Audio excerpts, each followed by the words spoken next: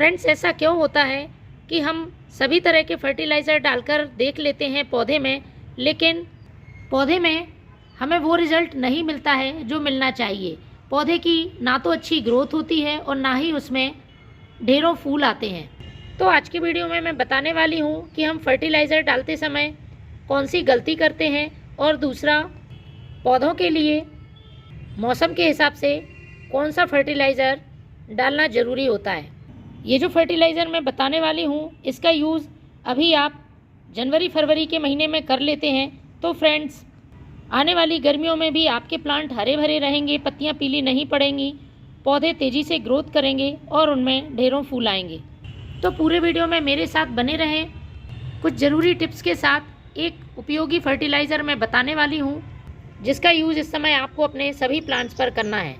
Friends, बहुत से plants इस समय डोरमेंसी में चले गए थे, तो उन पर आपको इस फर्टिलाइज़र का यूज़ करना है, जिससे पौधे तेज़ी से ग्रोथ करें और फरवरी के महीने में ही कलियां बनाना शुरू कर दें, क्योंकि इस समय उन्हें पोषक तत्वों से भरपूर फर्टिलाइज़र की ज़रूरत होगी। यदि आप अभी खाद पौधों में नहीं देते हैं तो पौधे की ग्रोथ बहुत स्लो होगी और पौधा देर से ही कलियां बनाना स्टार्ट कर पाएगा।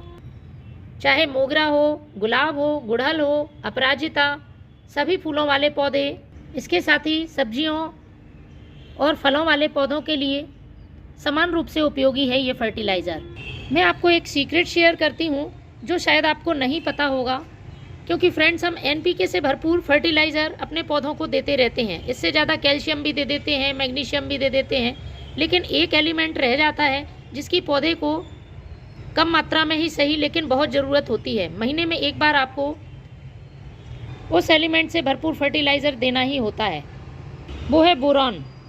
तो आज मैं बहुत ही आसान तरीके से आपको बोरॉन रिच फर्टिलाइज़र बनाऊंगी, जिसमें बोरॉन के साथ साथ पौधे को एनपीके भी मिल सकेगा और कई माइक्रोन्यूट्रिएंट्स उसमें मौजूद होंगे जो कि पौधे के संपूर्ण विकास के लिए ज़रूरी हैं। लेकिन हमें बोरॉन की ज़रूरत क्यों होती है वो मैं आपको बता देती हूँ। इसके बोरॉन की कमी के पौधे पर लक्षण क्या होते हैं। जब भी नई ग्रोथ होती है तो प्लांट की जो पत्तियाँ निकलती हैं वो मुड़ी हुई होती हैं, उनके जो किनारे हैं वो सफ़ेद हो जाते हैं और पत्तियाँ एकदम रूखी रूखी दिखाई देती हैं। साथ में पौधे की ग्रोथ कम हो जाती है, पूरी हाइट में पौधा बढ़ नहीं पाता है। सब्जियों वाले पौधे होते हैं या फलों वाले, उनके फूल सब्जी और फल बनने से पहले ही झड़ने लगते हैं, और जो हमारे फ्लावरिंग प्लांट्स हैं उनमें भी कलियां फूल बनने से पहले ही गिर जाती हैं, पूरी तरह से फूल नहीं खिल पाते हैं, और फूल खिलते भी हैं उनका आकार बहुत टेढ़ा टाढ़ा सा होता है, अच्छी तरह से अच्छे शेप में फ्लावरिंग नहीं होती है। इसी तरह से नींबू के पौधे के लिए भी ये फर्टिलाइज़र बहुत ही काम का है। आप चाहते हैं कि नींबू के जो फूल खिलते हैं वो पूरी तरह से नींबू में कन्वर्ट हो सकें, क्योंकि बहुत ज़्यादा समस्या होती है नींबू के पौधे में। फ्लावरिंग तो होती है लेकिन नींबू नहीं बन पाते हैं, पहले ही फूल झड़ जाते हैं। तो इसके लिए आपको इस फर्टिलाइज़र को देना बहुत ज़रूरी है।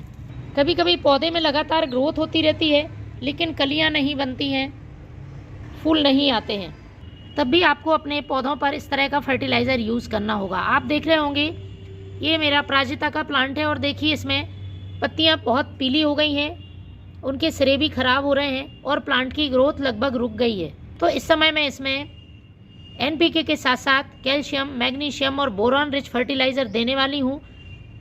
बहुत आसानी से उपलब्ध चीज़ों से ही ये फर्टिलाइज़र तैयार करूँगी। यूँ तो मार्केट में बोरॉन रिच फर्टिलाइज़र बहुत ज़्यादा उपलब्ध हैं, लेकिन उनकी यदि आप सही मात्रा अपने पौधों पर यूज़ नहीं करते हैं तो पौधे को नुकसान होते हैं। तो ये फर्टिलाइज़र प्लांट को बिना साइड इफ़ेक्ट पहुंचाए पौधे की ज़रूरतों को पूरा करेगा।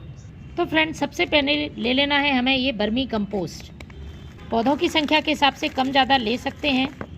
लगभग मैंने 4 मुट्ठी ये वर्मी कंपोस्ट ले लिया है। वर्मी कंपोस्ट में एनपीके के साथ साथ कई माइक्रोन्यूट्रिएंट्स उपलब्ध होते हैं, उनमें से ही एक है बोरॉन। बोरॉन की भी कुछ मात्रा वर्मी कंपोस्ट में मौजूद होती है। इसके बाद हमें लेना है ये बोडैश। लकड़ी की राख में कैल्शियम, पोटेशियम, फॉस्फोरस के साथ साथ बोरॉन भी मौजूद होता है।